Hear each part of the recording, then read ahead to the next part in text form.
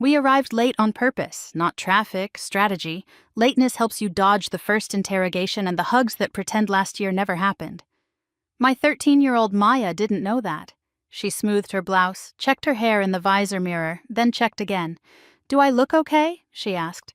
"You look like you." "That's not what I meant." "Grandma Nora will be glad," I said. "And Grandpa?" "They'll act glad." Maya watched the ocean slide past. "Will Aunt Celeste be there?" My sister's name hit my ribs. "Celeste likes an audience." "Everyone does." "Not like her." Maya's excitement dipped, then rebuilt itself, because hope is her default. The rental house smelled like lemon cleaner over old grease. When we opened the door, noise spilled out. Laughter, plates, someone calling names across the room. Dad spotted me. "Erin!" A quick hug, 2 pats, done. Mom leaned past me to Maya. "Look at you!" Maya lit up. She's only seen the performance. Celeste entered on cue, smile sharp as glass.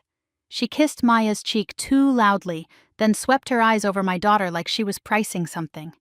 Then heads turned. Grandma Nora arrived, smaller than I remembered, supported by a woman at her elbow. Her eyes were the same, quiet, exact. Maya moved to her like a compass finding north. "Grandma," she breathed. Nora hugged her carefully. "There you are," she said, like she'd been saving Maya's place. After dinner, Nora stood. The room quieted on instinct. "I'm setting up a trust," she said. "For Maya, protected hers." Celeste's smile vanished. She rose, pointed at my child, and said, "She's mentally behind. Don't give her money." Silence hit. Nora stared at her, surprised, and asked softly, "You really don't know who she is?" Nora didn't raise her voice. She turned to Maya. "Sweetheart, stand for a second." Maya's hands shook, but she rose. Nora faced the room. "Some of you already know this," she said. "Maya has been accepted into the Mariner Scholars Fellowship." A hush.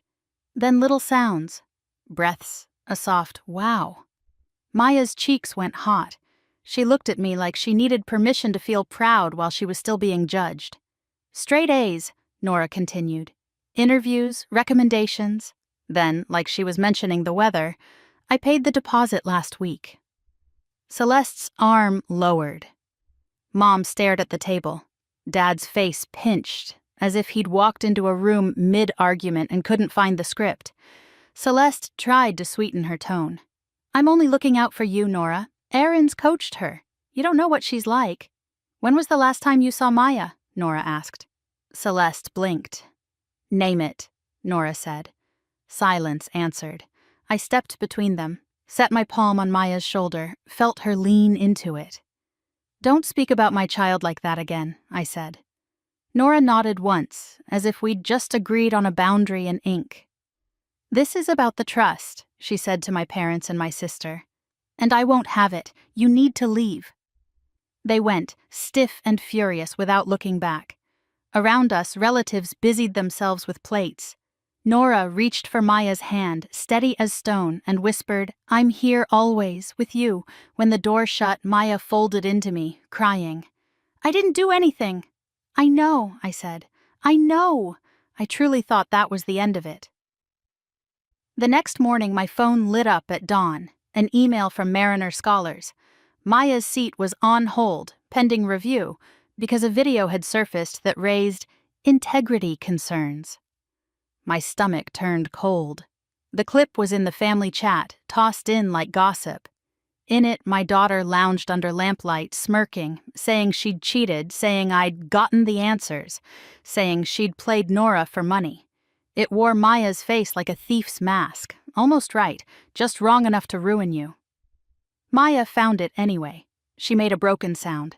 "I didn't say that, I didn't." "I know," I said. And I meant it like a vow. I saved links, grabbed timestamps, took screenshots. Then I called our attorney. By noon, an analyst paused the footage frame by frame. "Audio leads, mouth follows," he said. "Edge shimmer, background jump."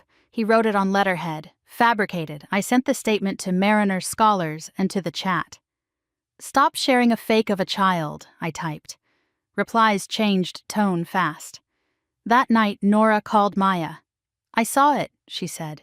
It isn't you. I know my girl. Weeks later, a platform log and subpoena traced the upload to Celeste. She took a plea, probation, and a no-contact mandate. Nora finalized the trust with a neutral trustee and cut my parents out in the same quiet motion she used to cut bread. Maya stayed in the fellowship. On her first day back, she squeezed my hand and whispered, "So they still don't know me?"